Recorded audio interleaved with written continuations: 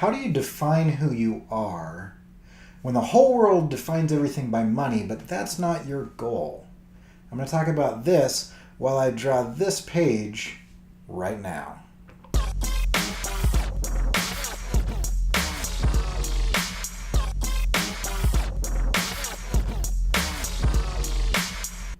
Welcome to Illo Talk. I am Cory Kerr, and I have a problem with the word professional.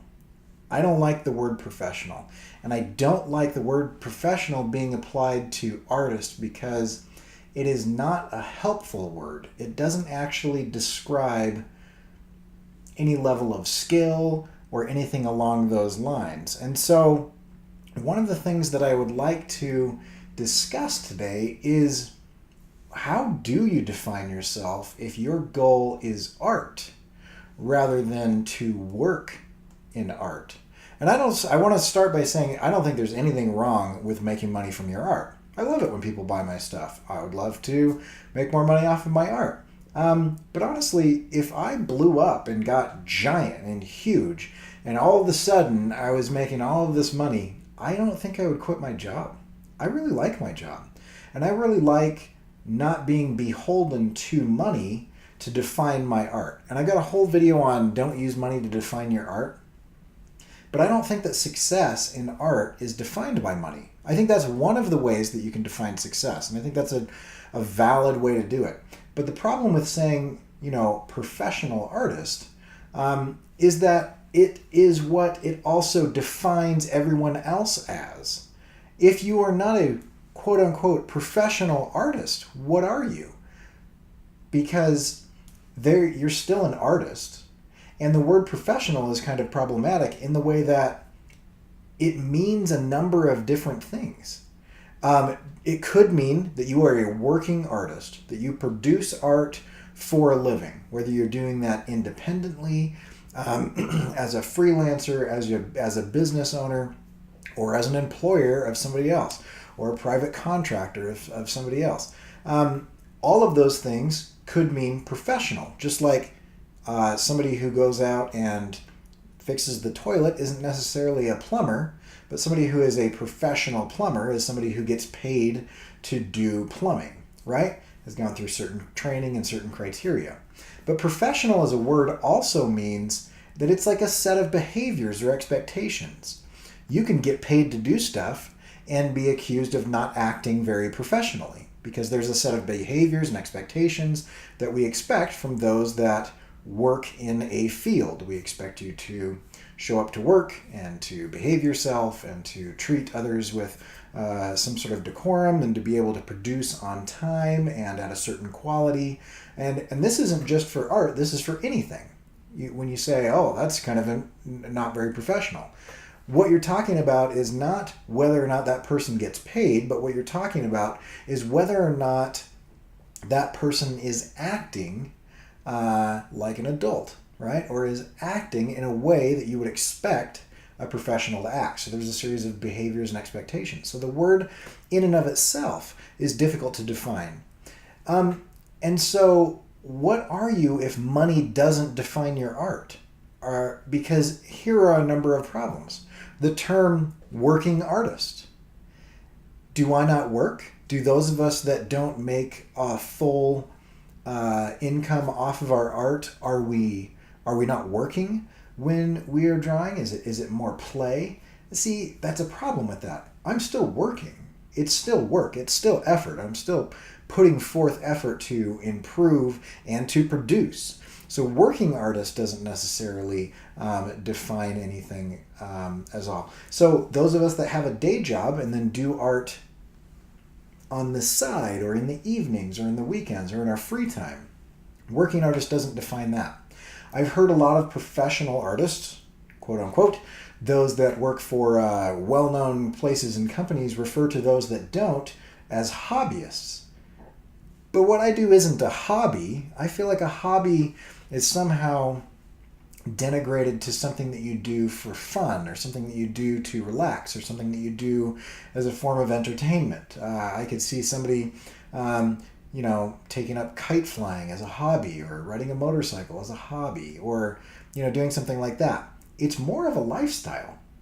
It's more of a lifestyle of the way that some people choose to live. But the problem is that calling somebody a hobbyist seems to downgrade or denigrate or cast a negative light on their work, their art.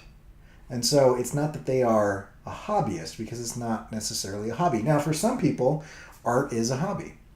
They do it for fun. They do it when they feel like it. They're not necessarily working towards any particular goals. It's just something that they like to do, and it's relaxing, and that's great. I love that. That's more of a therapeutic approach to art, and that's wonderful. But that doesn't also define anybody who doesn't get paid a full-time salary for their art.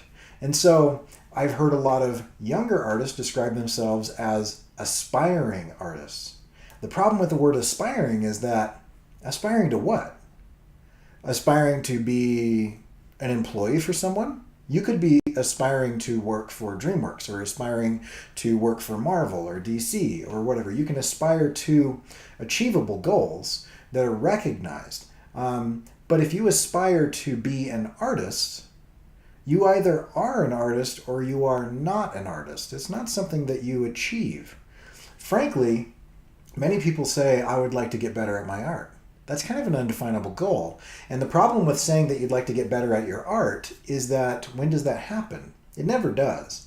You can always improve, you can always get better, but there's no bar, there's no certificate, there's no degree, there's no standard by which you meet and then a judge or a panel decides that you are now heretofore known as Artist Kerr or whatever. There's no set of requirements, there is no standard or ruler by which to measure when you have arrived at becoming an artist. And so saying that you are an aspiring artist is kind of like saying, I'm going to try to pick up this pen. Either you're going to pick up the pen or you're not going to pick up the pen. But in the effort of picking it up, you pick it up, right? And so as soon as you begin creating art, you are an artist. Now, if you try to do that thing where you define yourself by this weird title, and it can become kind of an odd, problematic deal, because you can start to have identity crises. I think that's the right word. You can start to have an identity crisis when you're not producing art. Are you all of a sudden not you, or whatever, right? And so it kind of becomes a problem. But aspiring to something is you aspire to something that you can achieve. But you can't achieve artist. That is something that you just are that day or are not that day. If you drew today, you're an artist, right? If you inked today, if you thought about what it is that you're working on, if you wrote, if you acted or did whatever, something in the arts, then you are an artist, right? There's a whole nother discussion on whether or not people who don't draw or produce visual media of some kind should be considered artists, because, you know, is the dude at Subway actually an artist because his thing says sandwich artist? I don't know. And that's a whole different video. So aspiring is kind of a problematic term as well. I've referred to myself this way, saying that I'm a creative. The problem with that is that it defines others as not creative. If I distinguish myself with a title, then by definition, you have to identify whether or not you also will fall into that category or will you fall outside of that category. And my problem with that is that I actually believe that being a human means that you are creative. You can create things, and you can think and reason and suss things out and get to the point where you are more than just an animal who is basic survival and prolongation of the species. And so the idea of creativity being something that is for some people or not for other people kind of goes against everything that I believe humanity is. I believe that we are creative, whether you take that from a religious standpoint of God as the creator and we are his children and thus creators in embryo or creators of some kind because we've inherited that, or if you want to take that from a scientific standpoint and the biological imperative to rise above and reason and innovate, because we are not very well built animals when you compare to the food chain or whatever, right? When you go with predators and other type of things, our innovation and our creativity is really the only survival mechanism that we have. I don't have giant pincers or claws or some sort of exoskeleton that protects me against things. I'm not typically fast. I can't jump very high. My muscles are built more for kind of meandering than they are for quick sprints or long distance running. And so as an animal, the thing that defines us is our creativity and our thing. So if you want to go from a religious standpoint or from a biological imperative, to be human is to be creative. And so I have a problem with the term a creative as a way to define someone, because you can define what they do, a role that someone plays in an organization. But again, if I don't work at a job that is a copywriter or a photographer or a filmmaker or an illustrator or a painter or whatever, then am I not creative?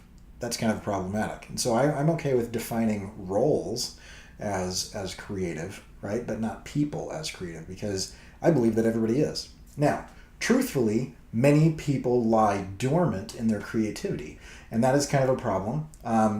In that they're not active with it, they don't nurture it, they don't grow it, they don't go out of their way to foster that aspect of their humanity, and I think that's kind of a problem. Not that I'm saying anything negative about those people, but I don't believe that they're living life to their fullest. Now, before everybody jumps in my case, I'm not saying that you have to play the piano to be a human being, and I'm not saying that you have to draw pictures to be able to call yourself human or say that you're living life to your fullest, but I think you should create something.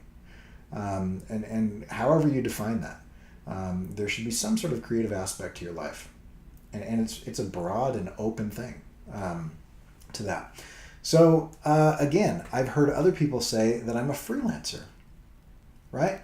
Now, again, one of the problems with this term is I could be a freelance hitman.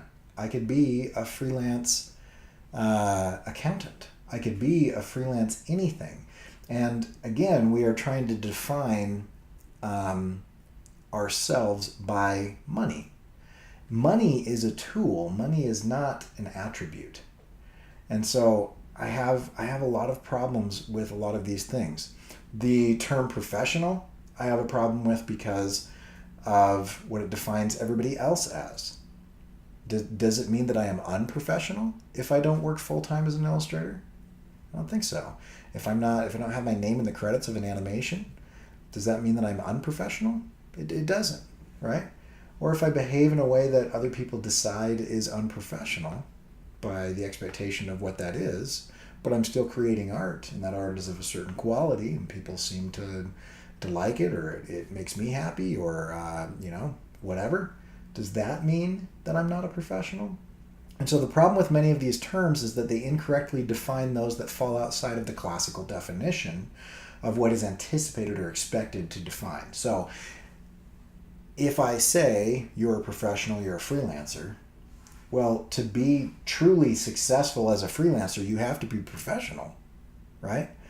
But also, if I want to get good at my art, and I want to finish this book, and I want to finish that animation, and I want to finish the things that I'm working on, and I want to develop my abilities and my visual lexicon of the things that I can produce, then on top of all of that stuff, I still have to act in a professional manner. I still have to show up and do the work. And so it's a problematic term. And then all of this comes to, I don't like defining art or creativity by the amount of money. Anytime you go into a situation where it's like success or how you self-identify comes down to how much money you make doing certain activities, it becomes a problem. It becomes a problem because then your art becomes a commodity. And I believe that art is more than a commodity. It's more than something to be bought and sold. It's probably a different video, but art is higher than a commodity, something that can be traded for goods and services, right? And so That's not to say that there's anything wrong with taking money for your art. I think that's great. I love that that's possible. I love that there's something like that. But the system is not built to properly reward financially creatives, artists, musicians, whatever. I can't even, because of this big rant, I can't even define what it is that I'm talking about. But those that innovate and create in the current system are kind of feeding the machine. They're part of, they're a small cog that drives this big giant machine that is really there to churn out whatever will sell, and what sells is creativity and stories. So anyway, I'm kind of curious what you guys think. I'm kind of curious on how you define yourself. If you are not a full-time employee or make the majority of your income based off of what you're creating, but you still feel like me, where you are spending an inordinately large amount of time to get better and to produce work, you are working. How do you define that? I'm not sure how I define it. I tell people that I'm an illustrator, and it's interesting because then they always wonder and sometimes ask what it is that I do. Well, I illustrate by definition. So, I'm curious on what you guys think. I'd love to have a term that kind of defines what this category is without actually doing that in a way that has to relegate it to employment and currency, because those are necessary evils of the world we live in to be able to make sure that a limited amount of resources are allocated somehow, but it doesn't really have anything to do with the deeper seated reasons that we create. So leave me a comment. I'm curious on that, on what you guys think. Do you guys think that, are you a professional? How do you define yourself? Do you define yourself by money? Which is cool. I don't mind that. How is it that you're doing this? And on top of that, if you would like to, you can always come back and check out my stuff. Leave me a comment on this video. And if you enjoy this discussion, I'd love to continue this discussion in the comments and see what everybody has to say. Hit that like button, hit the subscribe button if you haven't already, hit the bell if you'd like to get notified on all this stuff. And if you want to check out my things, then you can always go to corykerr.com and check that stuff out. And you can see that I've got a lot of that going on right here. So you can see my work, my art, my creativity, the things that I make, the stuff that sometimes people pay me to do and other times I do because it's fulfilling and I'm a human being that's trying to reach my full potential or whatever. I'm also on Instagram and Twitter. Anyway, we'll catch you guys later. I'm out.